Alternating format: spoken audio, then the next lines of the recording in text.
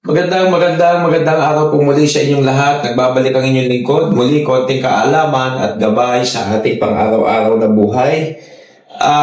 Habang nagbubulay-bulay po ako bilang lingkod ng Diyos, ay may mga bagay na nakita ko na gusto kong i-share sa inyo na napakahalaga. 5 letter C.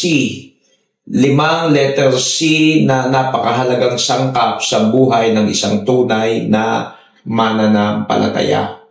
At kadalasan ay napapabayaan na natin ito o naglalaho na sa ating mga buhay o kaya hindi na po nakikita. Sabi po ng Jude chapter 1 verse 22, ito po yung unang letter C, and of some have compassion making a difference. Alam nyo, unang letter C na nawawala na sa maraming mananampalataya ay yung tinatawag na compassion. Wala tayong passion for the lost soul. Dapat huwag nating babaliwalain yung anumang mga opportunity. Halimbawa, tayo ay may gymnasium dito. Sino mang kaluluwa na pumasok sa gym na alam yung bisita yan o unbeliever, dapat nag-aagawan kayo na ma-share niya ng gospel hanggang bago umuwi, yung hindi na sinasabi ng pastor. Dapat naantig ang puso nyo kung may mahal kayo sa buhay na tutungo ng impyerno, and yet wala lang kayong pakialam. Nawala yung compassion sa maraming mananampalataya. Naging palasak na ang lahat. Hindi lang compassion, pangalawang letter C na napakahalaga ay commitment. Commitment, mga kapatid. Alam niyo yung mga alagad ng commitment nila sa Panginoong Hesus hanggang magpantay ang kanilang mga paa. Yung commitment na susundin nila ang Panginoon, sila ay talagang magpapa-identify sa Panginoon, hindi nila ikakahiya ang Panginoon, maglilingkod sa Panginoon, at dadalhin nila hanggang sila ay pumanaw sa mundong ibabaw. Yung commitment. Gaano kalalim talaga ang inyong commitment sa Panginoon? Yung iba na, sermonan lang ng konti, wala na, babay na, wala na commitment eh. Next, pangatlong letter C, courage.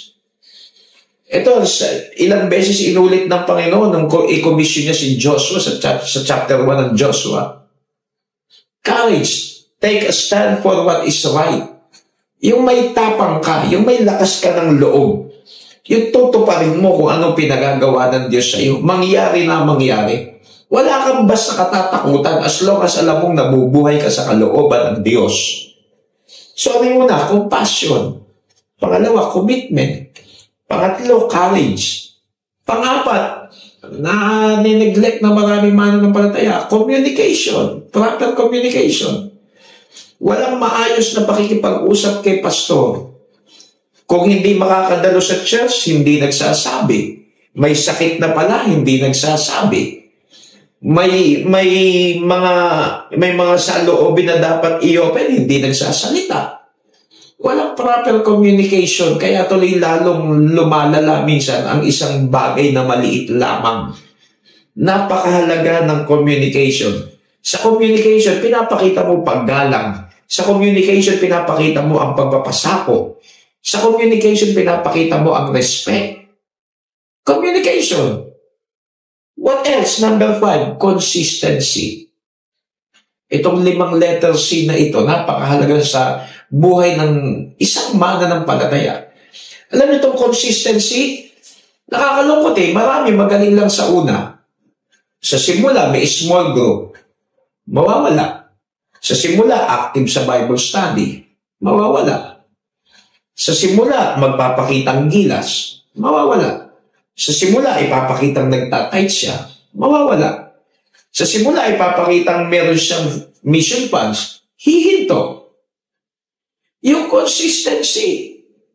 Minsan na, kinausap ko na yung ilang young people. Sabi ko, napapagod na po ako ka-remind sa inyo. Sabi ko, tuwing after worship service, maglagay lang ng tagli-5 upuan sa poste. Merong 20 upuan dyan. After worship na luma. Oo naman, gagawin naman sa una. Tapos mawawala. So, napakahalaga ng salitang consistency. Yung naiintindihan mo, nagtutuloy-tuloy ka, hindi ka na paaalalahanan. Kaya habang ako'y nagbubulay-bulay, niremind ako ni Lord na i-share to sa inyo.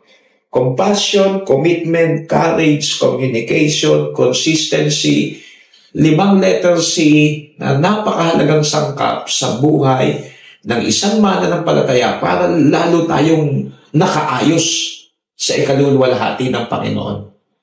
So sana po kinapulutan nyo ng aral, i-check natin ang ating mga sarili. Hindi ko sinasabi ito dahil ako'y magaling. Sinasabi ko rin ito para i-check ko rin ang aking sarili. Kasi lahat tayo accountable sa Panginoon. So hanggang dito na lamang po ako. Ito po ang inyong lingkod, ang P.E. Cano.